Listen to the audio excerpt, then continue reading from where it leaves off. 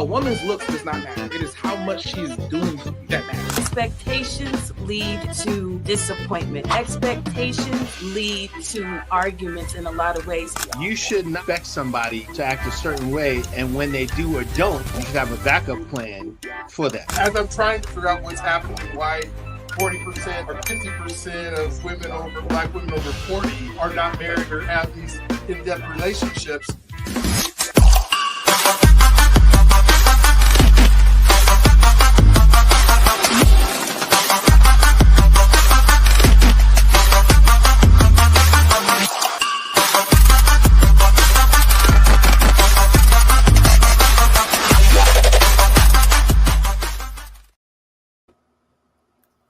Well, a woman's looks does not matter. It is how much she is doing for you that matters. Expectations lead to disappointment. Expectations lead to arguments in a lot of ways. You shouldn't expect somebody to act a certain way, and when they do or don't, you should have a backup plan for that. As I'm trying to figure out what's happening, why 40% or 50% of women over, Black women over 40 are not married or have these in-depth relationships.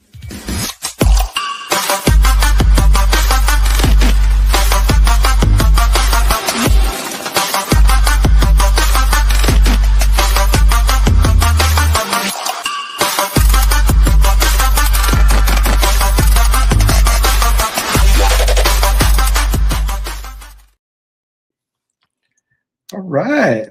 It's all you, Miss Tanisha. So excited. Yes. Welcome to the podcast, Why Love Waits, the real story. My name is Tanisha Harris, all that I am, and I am so happy to be here today. Dr. B, thank you for allowing me to host this session tonight. What an honor, what a privilege. Let me just get into it. So again, I told you my name, Tanisha Harris. Who am I? I am my ancestors' wildest dreams come true. I am royalty. I am divinity. I am more than enough. I am beautiful. I am loved. And why am I loved? Because I love myself first. And I love myself unapologetically, wholly, completely, and honestly. So tonight's podcast, again, is Why Love Waits. And we're going to get into why we think our community waits to get married, waits to have these fruitful relationships. So let's get into it. We don't have a lot of time. Dr. B and I were talking, and I've been on several podcasts for Why Love Waits. And it was the question of, why do we really think men and women wait to marry, just to be in these long-term relationships? And I said, it is because a lot of times we have expectations, which I do not believe in. And I've stated this before, expectations lead to disagreements, lead to arguments, leads to the disconnect. Because these expectations are things that others did not agree to. We have these expectations of others on how we want them to love us. And we put everything in their hands, but we forget about loving ourselves. And so I stated that we don't love ourselves. We don't know what it is to truly love ourselves first, in order for the love to be reciprocated, to be promoted and highlighted, for us to be treated on the other side the way that we deserve and need. It starts with loving ourselves first. So I asked the question, do you love yourself? And then how do you know? So Dr. B, do you love yourself? Well, I think that I do. I mean, when you think of that's such a good question. Because at what level and then at what time do you take that and say, I'm not enough? And that's where it really kind of gets, depending on what you're doing, sometimes we believe internally that we're not enough, or we're not deserving, or we're not, especially when we get to these moments that we expect to be better, or they're going better than what we think we're should have. And then we start asking ourselves that question, what did I do to deserve this? Why do I have this? And that's where it gets kind of scary, because I think we all go through those ups and downs, and then it's easier, to be able to be on the other side of it and say, why can't I have? Because it's easy to complain about what you can't have. It's harder to complain about when you have it, and then you say you don't deserve it. But we serve an amazing God that wants us to have and wants us and gives us these relationships. And then we take some of those relationships and we just blow it because we are doing things that, whether it's because we don't deserve it or we believe we don't deserve it. Got a kind of really cool story, and then I'll let you jump in. But so my dad gets married 2 weeks ago. And so that's dope. Yeah. So, and when I was thinking about this as we do it, because I get to perform the ceremony, and they have me come over and they're asking me, what am I going to do to perform this ceremony of him and his new wife getting married? Well, my dad's wife that he had a year and a half ago, she passed away. And the lady who he's marrying now, her husband 2 years ago passed away. And so the person at the funeral home, while they're working on their, funeral plot things or whatever, says you guys should get together and you guys should talk. And, now when we think of Why Love Waits, right, these two individuals are 86 years old. They're like, we don't have time to wait. Come on, they said, let's get to it. We've been here. Well, because of the past relationships, because of our society and the way that our society functions, there are all these things that are in place that are part of systems that would say, okay, if you do this, if you go and get legally married through the United States court system, then you lose your pension, or you lose your Medicare, or you lose your benefits, or you have to split this or not this. And, what do we do with bank accounts? And now all of a sudden, okay, if we do like estate planning and a living trust, and, we have a family and you have a family, and all these things that seem to stand in the way. And, I sit down with them and I'm going, why would I want to stop this? You guys are truly happy right now. I'm sure it's what's keeping you guys alive. You want to go through this process, and everything is stopping you from doing it.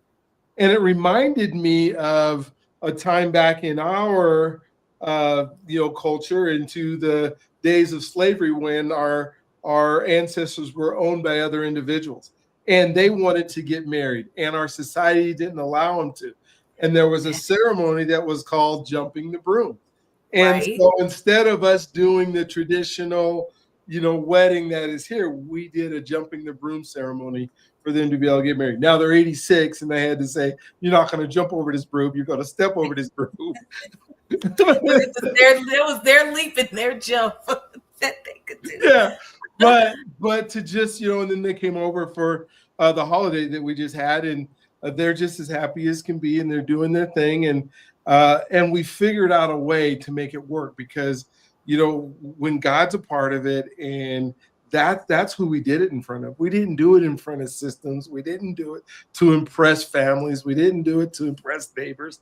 We did it because we believe God put them together. And so they figured it out at 86 years old that they didn't need all the stuff that we have decided that is in our way of creating these relationships. So I wanted to tell that story just because it was such a great way, an example for the conversation that we're having.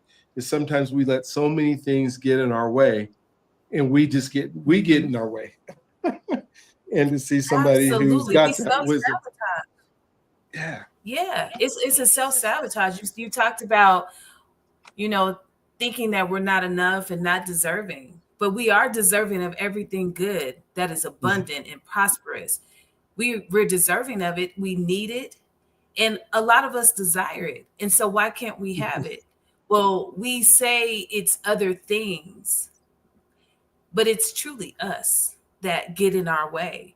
So we have expectations, we have doubt, we have insecurities, and a lot of times we project that onto someone else.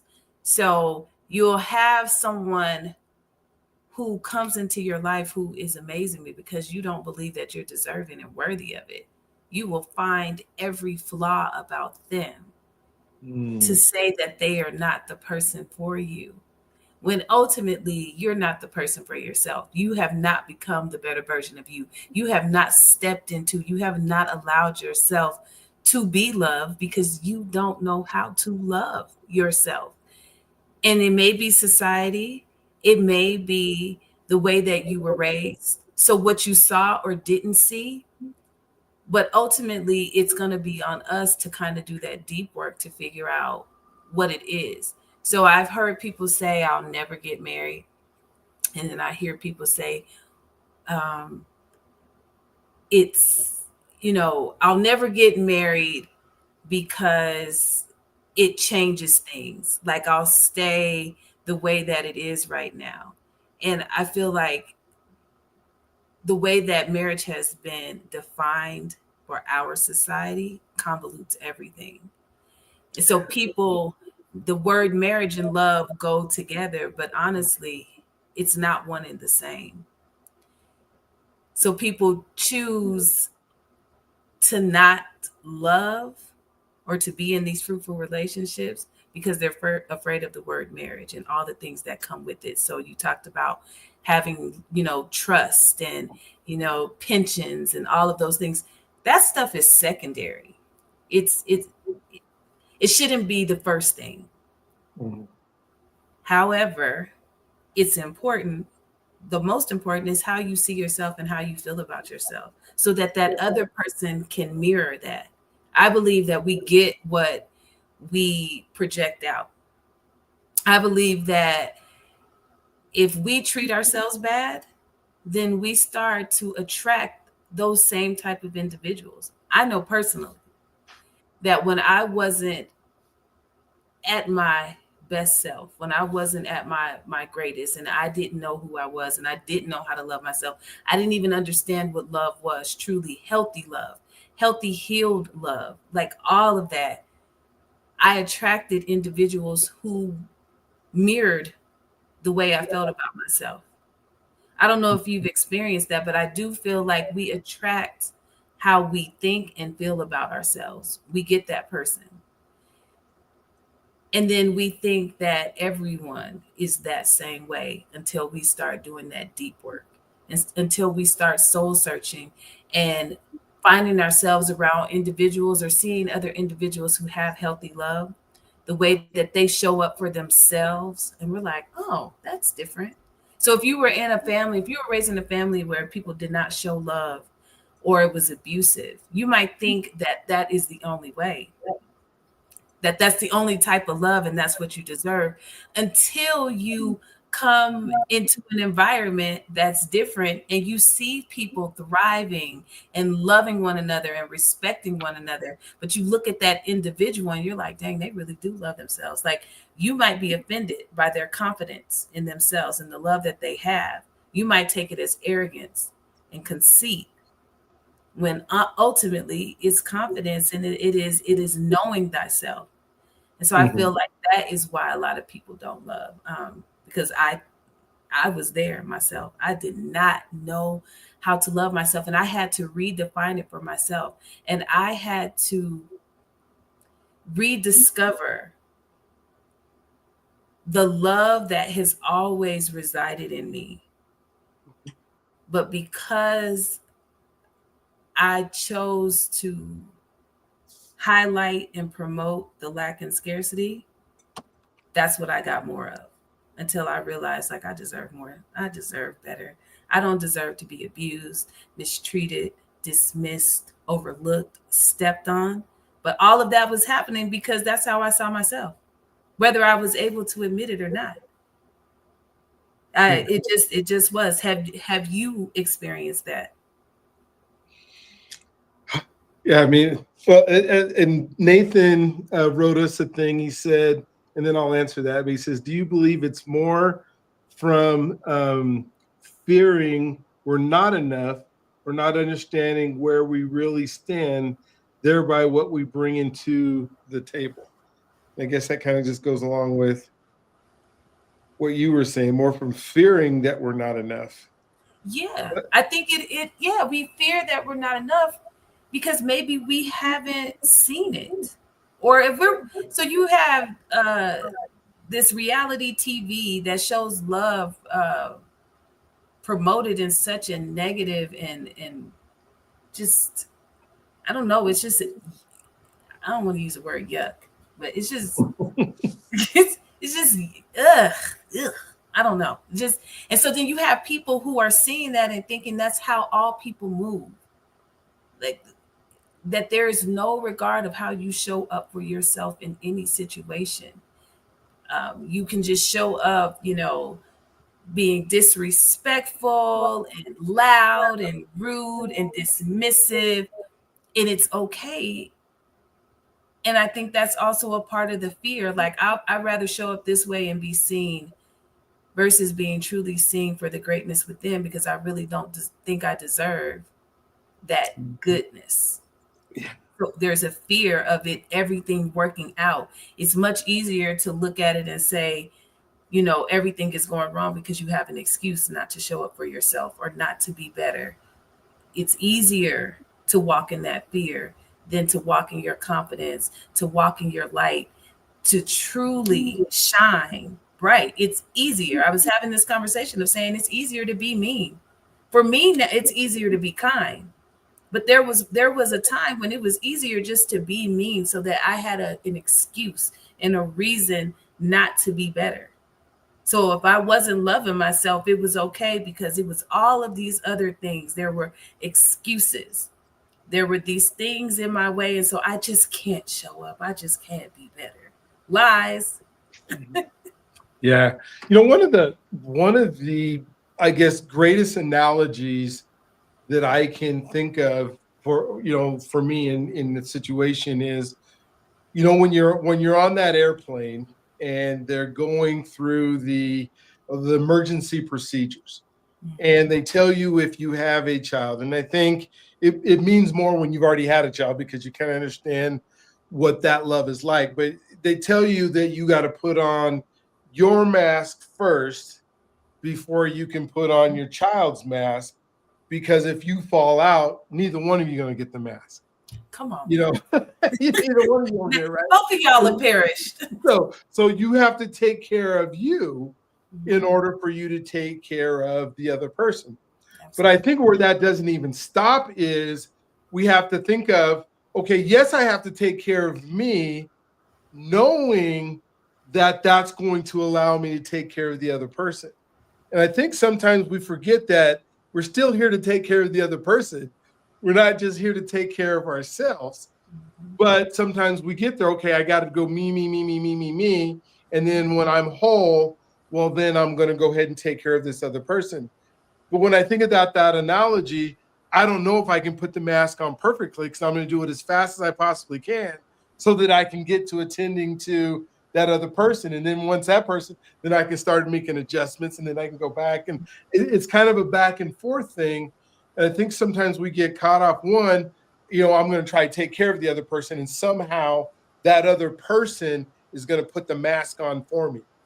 You know, not thinking that they're an infant, that, you know, thinking, okay, if I just get to them and I fall out, then they're going to put that mask on for me. But if it's a 2-year-old or a 3-year-old or an immature, they're never going to be able to get that mask on me. They don't know how, they haven't been there. They haven't seen the steps. They haven't been around. They don't have enough experiences. So if I take care of them first and they're not capable of putting that mask on me, then we both perish. That part. Who does it help, right? Who does it serve in that moment? You know, it's okay for us to be selfish in order to be selfless. You know, it's work on self so you can know thyself and love thyself first so that you can be that person to someone else. walking in your truth. It's okay to say, hey, I'm going to take care of me in the most selfish way so that I can show up the way that I need to without placing everything on that other person, because that's what happens.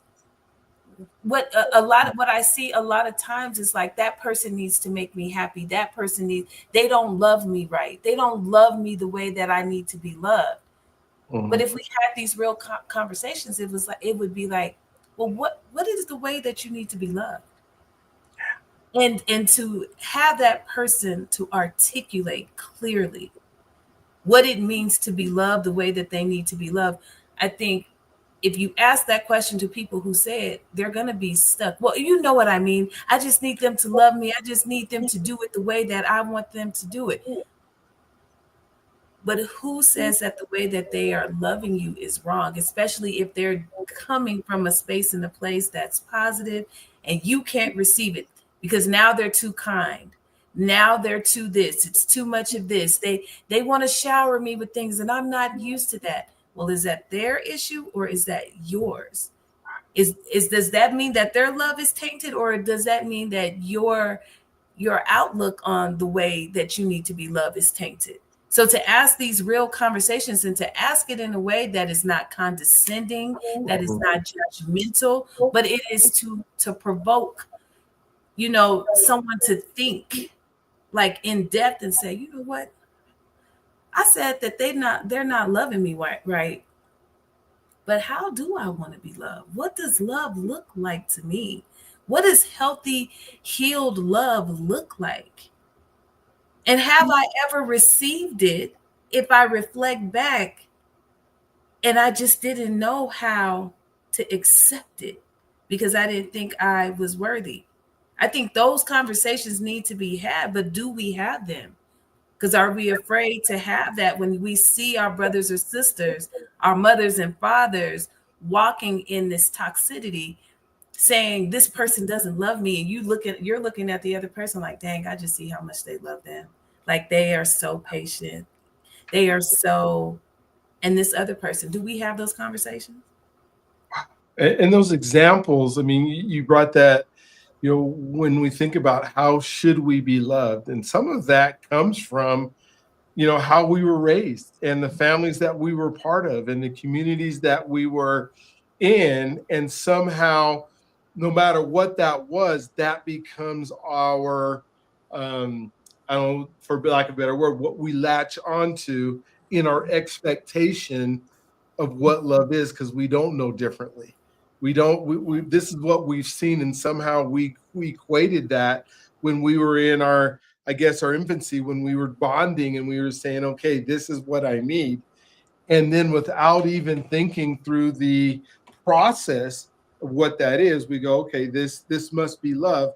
And you're not giving it to me this way. You're not, let's say it was maybe not a total abusive relationship, but maybe it was, the way that I was able to get love as a child was to get somebody to yell at me or somebody to tell me I wasn't good or somebody, so I would begin to do things that would then have that parent or that uncle or that aunt scream at me. And then that's how I felt affection. And now all of a sudden, as I'm older, I go, okay, I do those things and this person doesn't yell at me. Well, he must not love me or she must not love me if they're not willing to go through some of that stuff. And so those conversations become pivotal on, okay, what is it? And exploring what that is. And I think somehow we just, without, there's so many tools that are out there, but we think we don't need those tools. We don't need to find out, like, even our personalities or our love languages or whatever those are. We don't learn them, right? Yeah, you brought up something good. Love languages. Like, love languages. Do we know what they are? And, have we explored what our love language is? Yeah. 25 reasons why we don't love ourselves. Like, have we explored any of these things? And if you've taken the 5 love languages test, how many times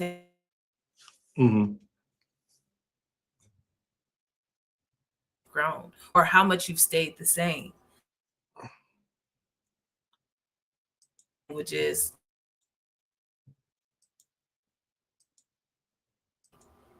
many moons ago in a class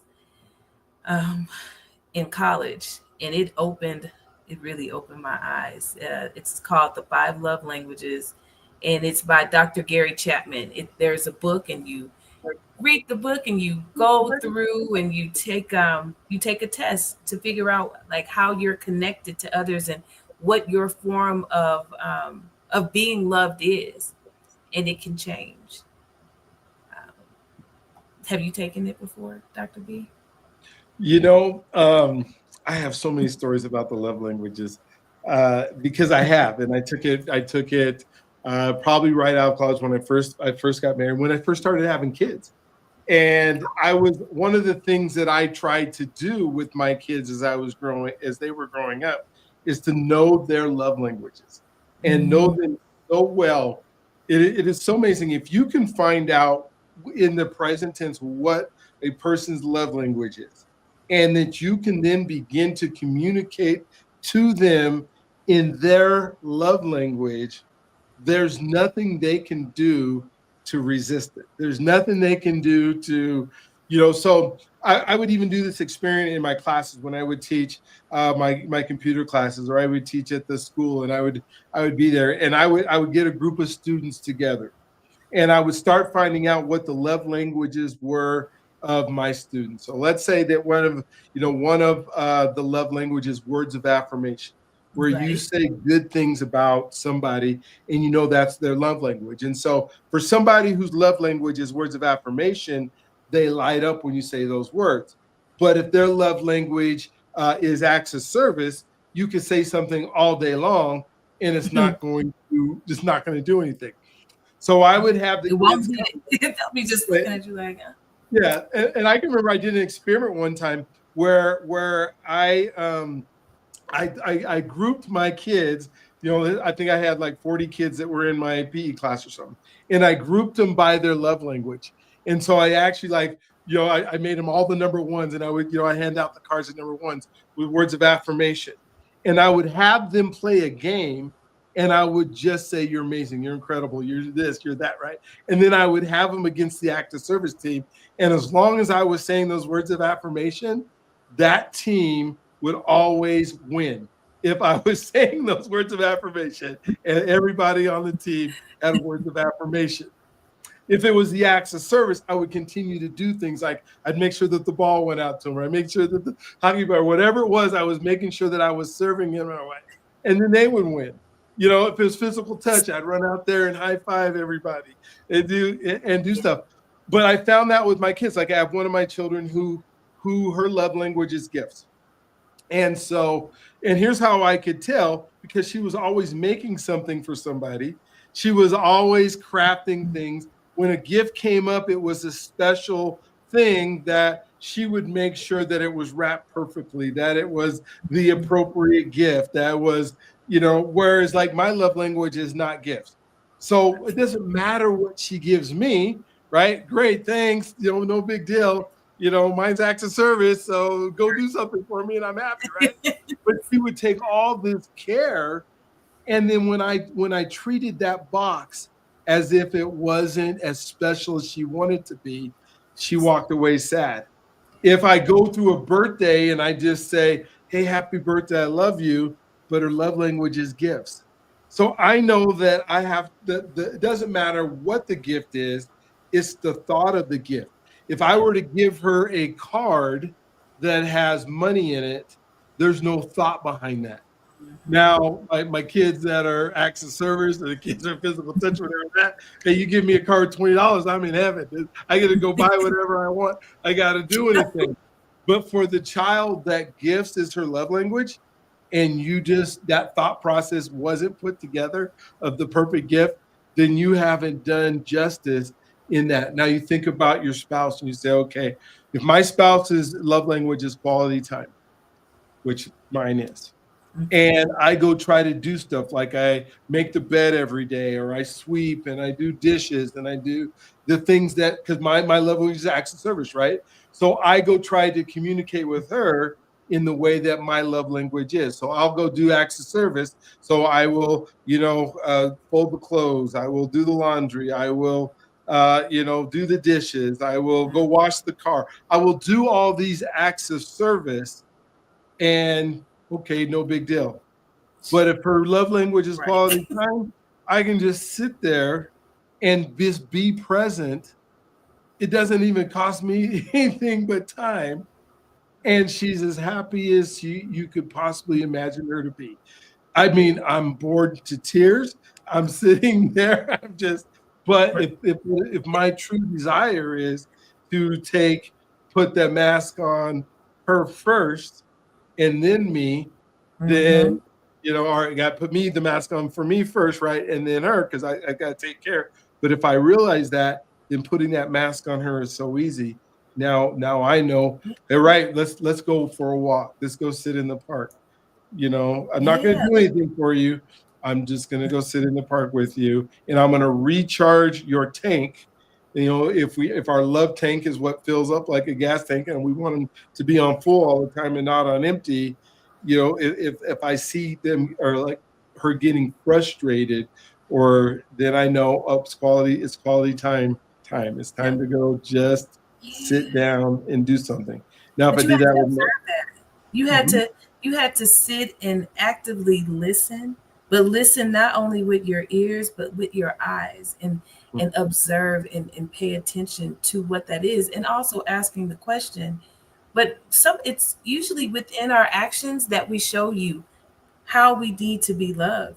So absolutely. Words of affirmation work for me, but it changes too. So depending on where I'm at, there may be an act of service that is really going to just, I'm gonna light up. But words of affirmation are gonna pull me in. That's thoughtful to me, and quality time. But it just depends on where I'm at. Again, you have to know thyself, so that you can pay attention to others and to love others. Again, that's selfish to self, being selfish to selfless.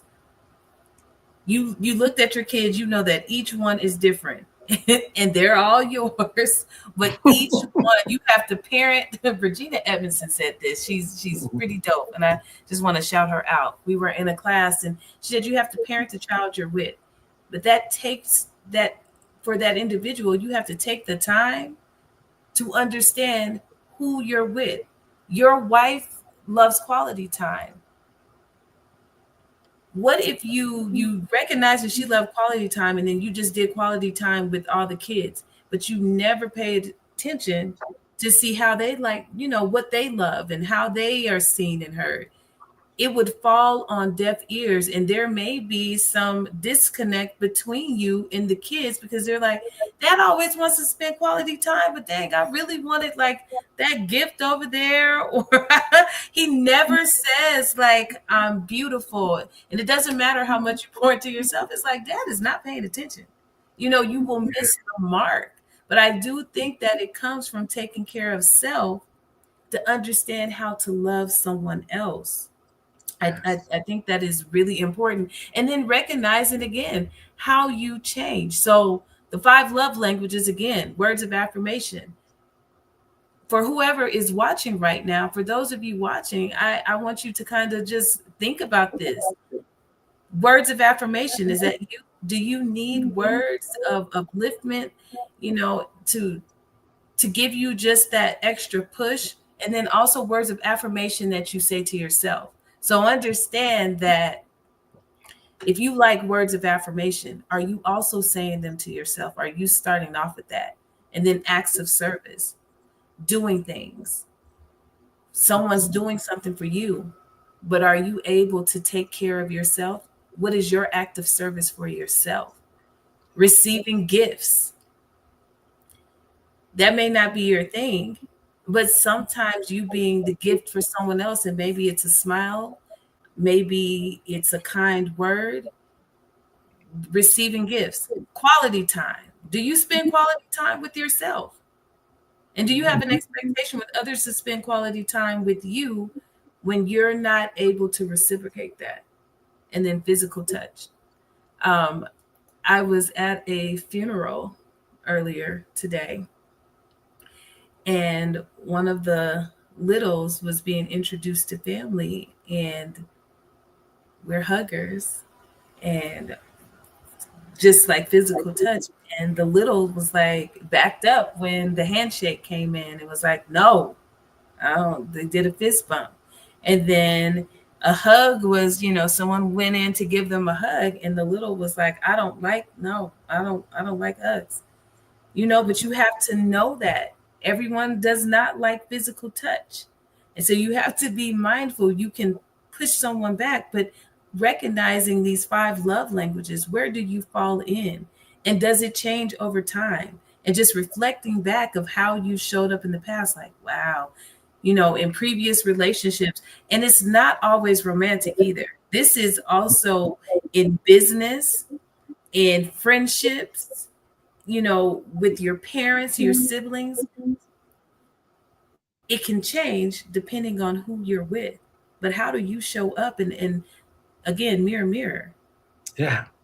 How do you do these things with yourself?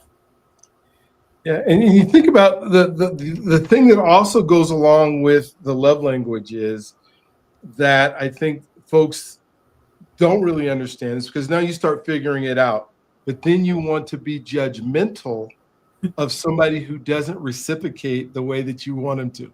So your great example is the little says, no, don't touch me. Hey, here, right? Telling you that's not my love language. And then you say something, man, you're amazing, little dude. You are just so incredible. And then they light up and they start smiling, right? But then we want to go home and say, well, how come you didn't want to hug me? How come you didn't? That almost started, but our conversation shifted. Like, we don't know what that baby has been through. We don't know what they've seen. Maybe they just don't like to be touched. Right? It is like you said, the judgment, like, well, what's going on? Someone is like, wait a minute. You saw he's a happy kid. You saw that he's, if you speak to somebody in the right, and it's what's so crazy about it is it's all of those different languages that just make it where people just like, are you kidding me? It's okay, and then especially if they're treating themselves, right? So let's say somebody's love language is gifts. And they keep saying, well, I just bought myself this chain, or I just bought myself this. Well, how come he needs all that stuff? Why is he spending all his money on it? Why don't you buy him something then? Then you want and he's happy. That is a thing. Like, some people will rain on your parade. So if you like gifts and you decide to buy yourself gifts, there's somebody who that's not their love language, and they are absolutely offended. And you're like, I'm not bothering you. It was my money. My time. Like, why are you coming for me? But you know what? It's important in relationships to think about that. So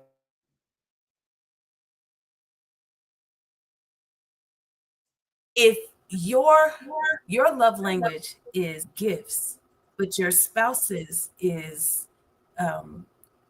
affirmations, you put this expectation that you want them to be you.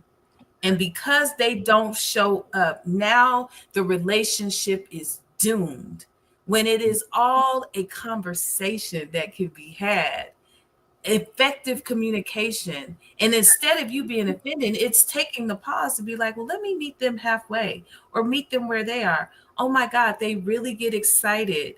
So this person loves to give gifts and they get really excited. That may not be my love language, but I'm also not going to tear them down because that is their way of showing love. I will say thank you. I see it makes them smile. That's like somebody saying,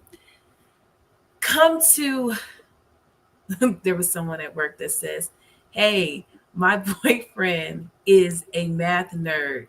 Our first date, he took me somewhere about math. And I was like, do you like math now? And they were like, no, it makes my brain hurt. But they love the fact in that moment, their person loves math. So they put themselves there as mentally exhausting as it is, because their person smiles. He lights up to, you know what I'm saying, when math is around. And so sometimes it's okay for us to be in that moment. I may not like baseball, but if my husband likes baseball and he's like, hey, I'm going to sit here and watch this game, I'm going to sit there and watch the game. I may be bored out of my mind, but I'm probably going to ask questions so that I can learn to understand a little bit more, which is tapping in to understand him a little bit more. You may learn something. He likes baseball because if there's a connection to his great grandfather, whom whatever, you know, or I just like baseball. It doesn't hurt you to do that thing. It doesn't take away from you. But I think people define love on that as well. Like, he wants me to go or she wants me to do this and I hate it. And it's like, was it going to kill you?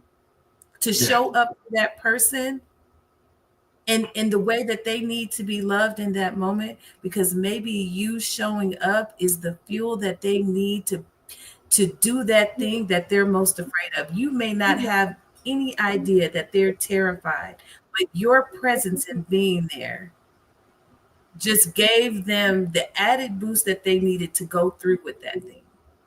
Yeah. It doesn't hurt it doesn't hurt you. Yeah. And when just in that scenario, when I'm thinking, is the love language that I need to learn baseball, or is the love language that it's just quality time? And they want the thing that they enjoy the most, they want me to experience it with them. So you might get away with it. Yeah, you might be able to have a book and just sit next to the person and read the book because you're spending the quality time. And it could be a book about baseball or a story about baseball. But if you have those conversations, and here's the other part, is people think that like we're all geniuses and we can figure this stuff out.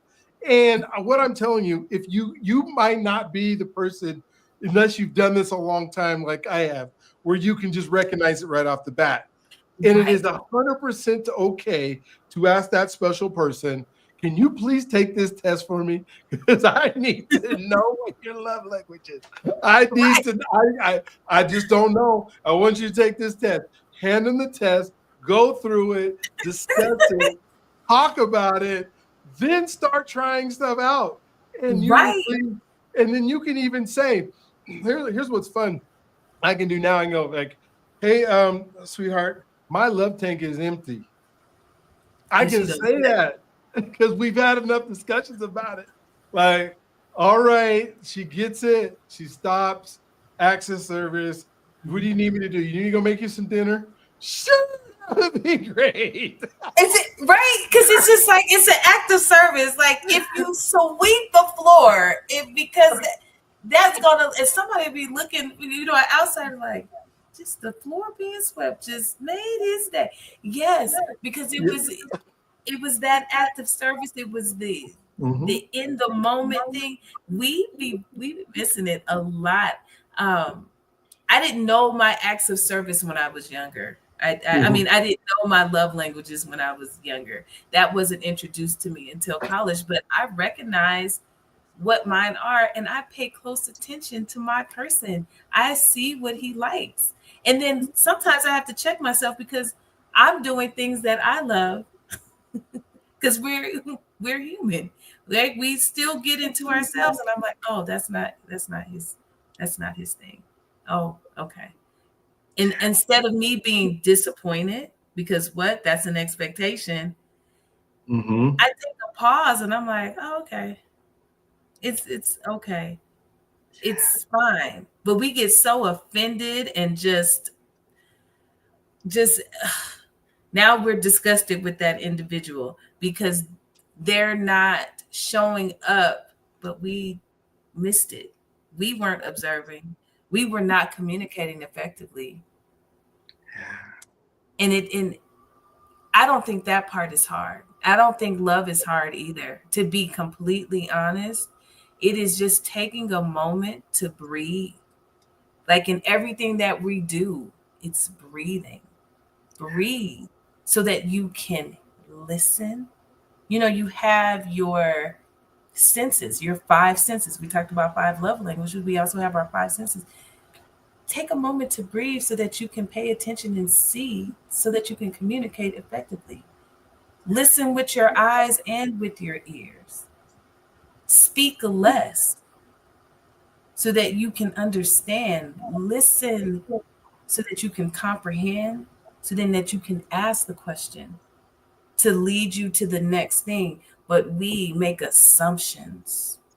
Someone doesn't show up for something, someone doesn't say something, we assume it's all bad. We assume that they don't love us. We assume that they don't care. We assume, and then we judge because they do it this way. It's all of these things. And if we used our 5 senses, if we paid attention more, it would be so easy. Lauryn Hill, what does she say?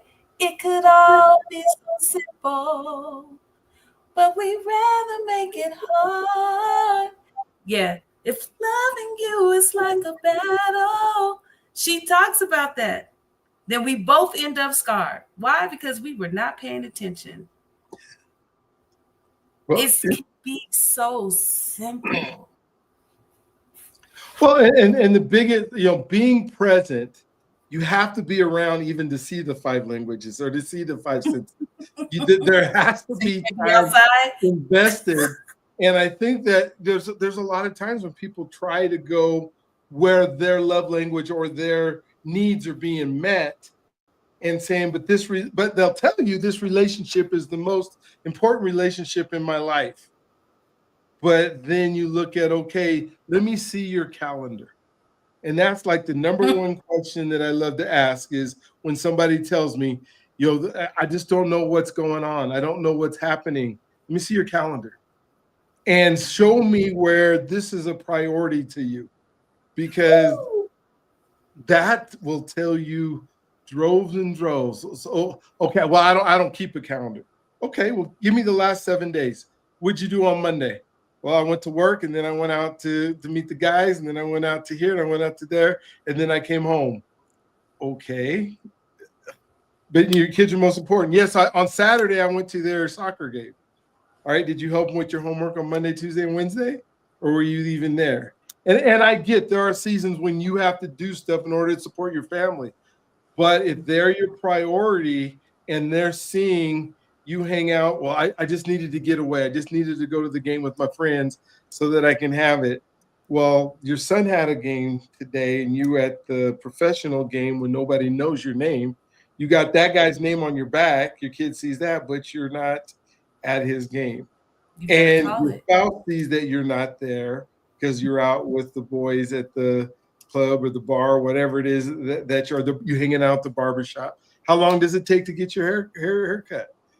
It takes all morning. You leave at 9 in the morning on a Saturday and come back at 1 to get a haircut.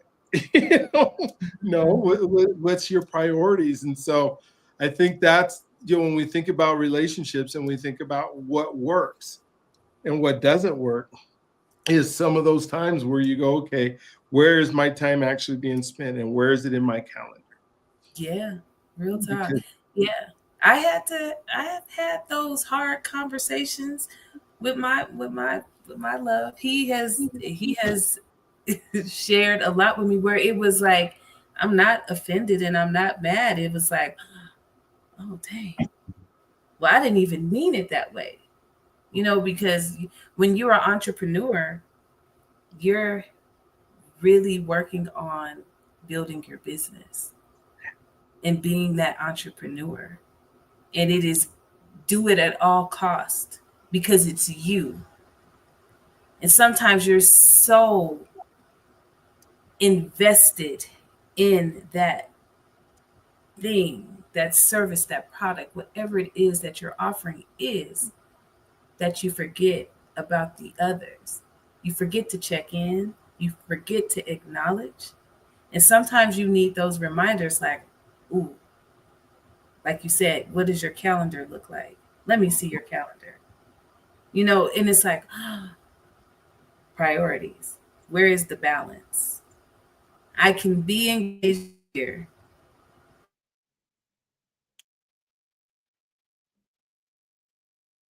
And self to breathe and be there for my person.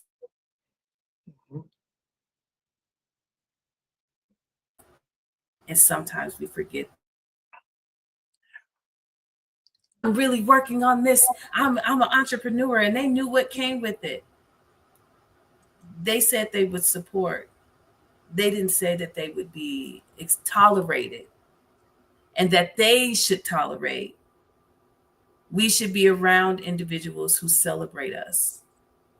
And the same thing goes for those who celebrate us and us celebrating others and not accepting toleration. I probably just made up that word, but Toleration, yeah. Toleration. Like holleration and Mary J. Blige.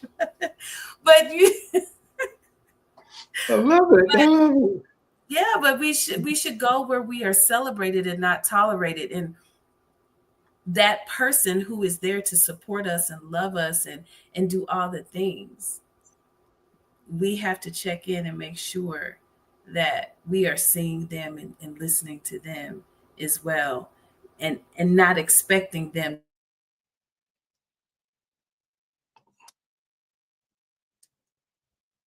to accept whatever we get. It's not fair. Mm. Yeah. You're so well, and the other part, and I don't want people to think that there aren't seasons where you're going to have to spend more time doing things. Like when you are an entrepreneur and you have a job and then you're doing your side hustle at the same time and you're trying to make it work and you're working on yourself and you're doing all these things, those things are important. And people do, your family and the people you're closest to are your biggest cheerleaders. But you still have to recognize that they exist. You still have to make the time because that's who you're doing it for. You're not doing it so you can have it, let's say your kids are 8 years old and you're doing all this work and then this 10 years, now they're 18 and you just missed 10 years of their life. Well, hello. I mean, there had to be some times in those. You're like, but I was doing this for y'all. Like we never saw you. Yeah, no. Yeah. And so that's got to be a vital portion of, as you're growing and you're becoming the person you need to be, your relationships are the most important thing. And if they are, then you have to show it. No matter what it is, even you just do. And you make it work. You have to. It's just, I don't know any other way. And I have learned this as I continue to grow, as I continue to elevate. There are things that I'm like, oh, wow, that's not okay. And it's okay to acknowledge it and tell that person, those people. So when we're talking about, it started off Why Love Waits. So talking about marriage and relationships, but also we're bringing in just your relationships overall, the ships overall. You have to be able to communicate and you have to be willing to acknowledge and accept some of the things that you are hearing to be better so that your relationships can grow and flow the way that they need to. And a lot of times we are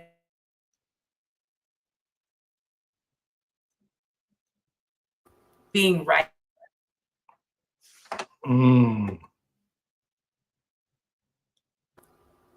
Understanding it's not about being right or wrong. It's about like, oh, what can I learn from this?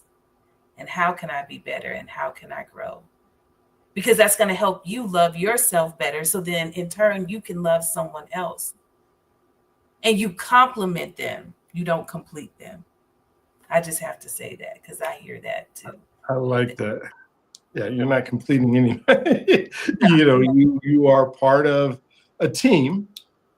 And in many cases, and then we, like you said, if we work on ourselves, I just finished a book called Be, Do, Have, and it's all about becoming the person that you need to be in order to do the things that God put you on this earth to do. Then you get to have. And we get it so backwards all the time. We want to have. Then we say, okay, I got this. You know, when I remember when I bought my first BMW, and I'm like, I have this car, but I haven't done the things that I was needing to do in order to deserve this car that I have. And so, you know, I'm walking, driving around the university. I'm a professor, and I'm driving around the parking lot 3 or 4 times. And, you know, back in the day, I got the car phone. I can't, back then it was like $1 a minute to have a, phone. I'm like, got the thing up to my ear, and I'm not talking to nobody because it's not connected. It's just pretending. So you perpetrating? But I have, right? But I have not become the person who has worked the things that I needed to do in order to have that car. And so many of our relationships will say, hey, I have this person that loves me, but I haven't become the person that person, and now I have to work on me so I can become the person who is capable of loving that person the way that person needs to be loved. And if my goal is to serve that person, then I got to keep working on me. I got to take those tests. I got to do the love language. I got to go to a marriage seminar. I need outside help. I can't figure this out by myself. I need outside help. I need to invest in our relationship so that we can become the couple that we need to be, so that we can do, and then we get to have each other. Right. And that's where, when we talk about why love waits and why there's such a division, is because there's 2 people who have decided that they're not going to become. They just want to have this relationship, but they haven't done the work. Yeah, and they just think it just falls into place. But that's where work comes in. Mm-hmm. You have to put in something in order to get the next thing. And so whatever you put in or don't put in is what you're going to receive down the line. Work at it. And it doesn't have to be hard. Again, we don't have to overthink it. It's not, we usually say it's not algebra, but this is easy. This is easy. Right. It's not right. This is not going into space. This is not in the space. This is not, it's not that. It's literally just taking a moment, again, like I said, to breathe and be like, okay, we're gonna work at this and we're gonna do this together. And I'm gonna listen to understand and comprehend what you're saying, and vice versa. And if I don't understand, then I will say, what I heard you say was this. Is that correct? Yeah. And allow them to state yes or no. And if it is a no that you didn't hear it clearly, don't be offended. Can you explain? Because I missed it. And can you restate? Like it's easy. It is. Well, and here's where I'll, I guess give my last piece on this, because I think we're in just this really good spot, is there's contributing factors and there's determining factors. And we try to blame the demise of our relationship on contributing factors. All these things that are out of our control, all these things that we have no ability. Well, I just grew up that way, or my mom or my dad. I'm not going to say it didn't contribute to it, but that's not the reason you messing up. You've grown now and you know what you're supposed to do. Come on. Your mama has nothing to do with how you are showing up right now. It doesn't. And whether your dad, I didn't read the your right grandfather, book, I didn't get the right education, or my daddy didn't treat me right.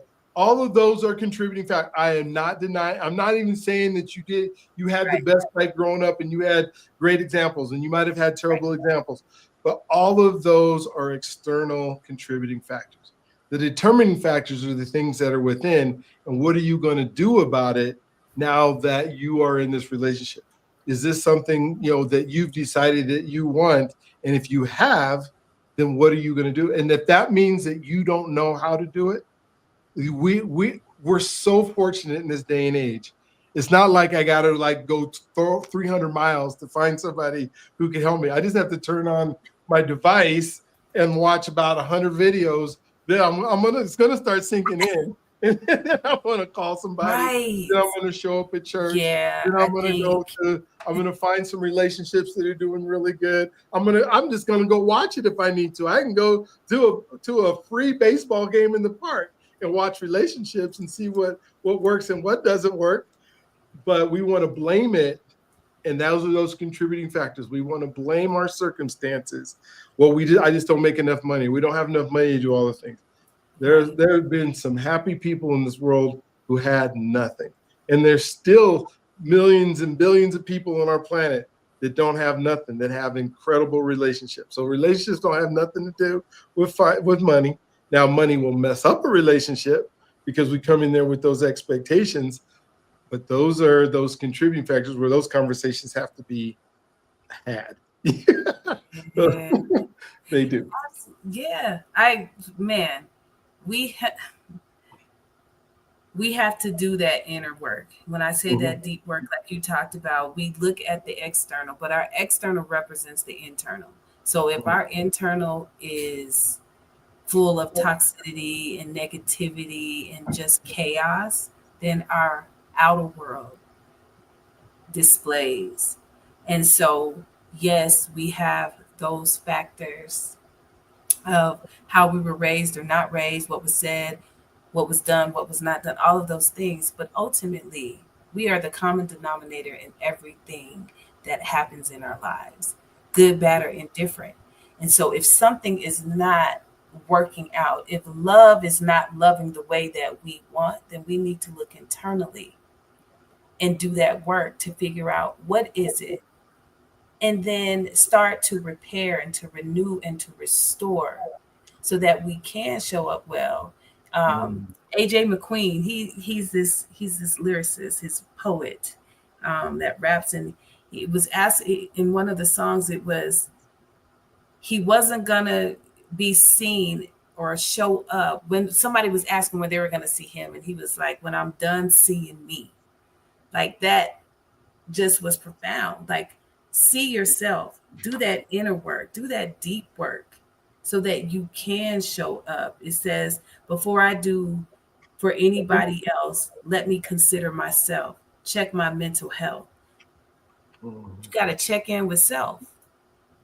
You got to check in with you. You have to learn to love self. You have to understand what it means to be loved, how you need to be loved, what good love is, unapologetically, to be happy, healthy, healed, and whole, mind, body, and soul. You have to do that inner work, that deep work.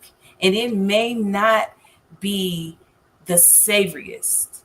It's going to be uncomfortable, but it's in those uncomfortable spaces and places that the beauty within shines, that we begin to show up the way that we need to.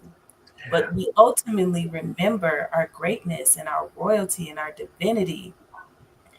And we start loving ourselves the way that we're supposed to, the way that the ancestors prayed for us to be, to like tap in, tune in, and turn on to the love, the greatness, the peace, and our power and our strength. So that when we are in these relationships, baby, they are fruitful. They are thriving, not surviving or striving, but thriving. And now when we are walking outside with one another, baby, we are showing up beautifully. We are shining bright like the sun and stars that we are. Yeah. Oh my gosh. So good. So good. Yeah. Oh my gosh. What a great show today. I mean, to think of the things that we were able to just unpack and talk about. Yeah. Just a reminder, I mean, if all you got out of this, that there's 5 love languages and you need to go figure out what they are, then go do that. Yes. Go do that. Go get just like 5 language on your chat GPT or your Google or whatever it is, and learn about them and learn about what you can do to make your relationship better so you can become that person. Yeah. You know? And also, just as we close out, It's also learning why you don't love yourself. So again, you can Google like, reasons why you don't love yourself. And I'll just give, before we close, just a couple for you to think about.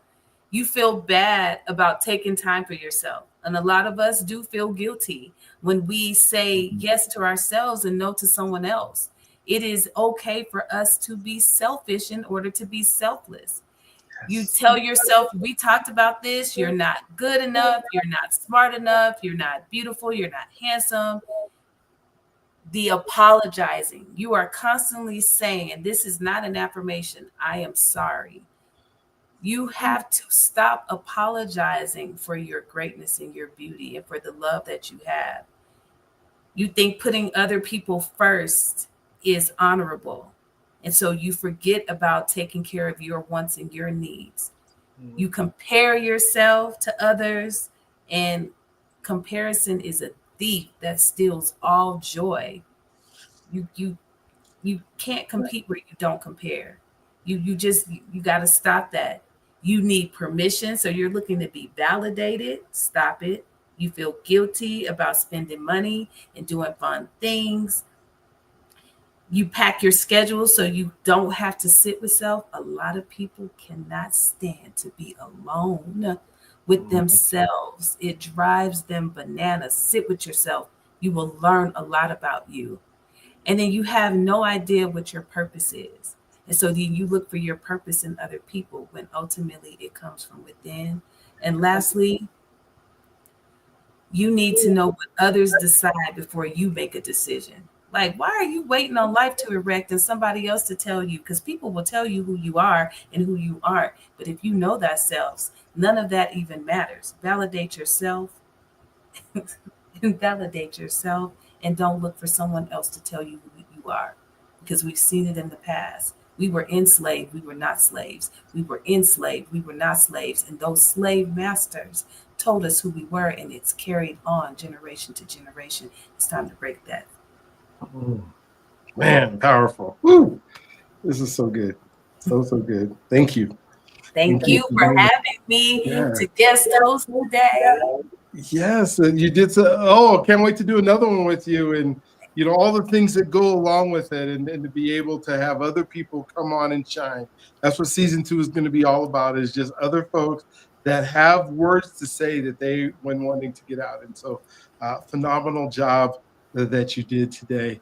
I'll end with, and then I'll let you end with it, that the song that's been in my mind this whole episode is, I'm going to have a good day. I'm going to have it in every way, because the God who made the universe knows me by my name. So it's going to be a good day.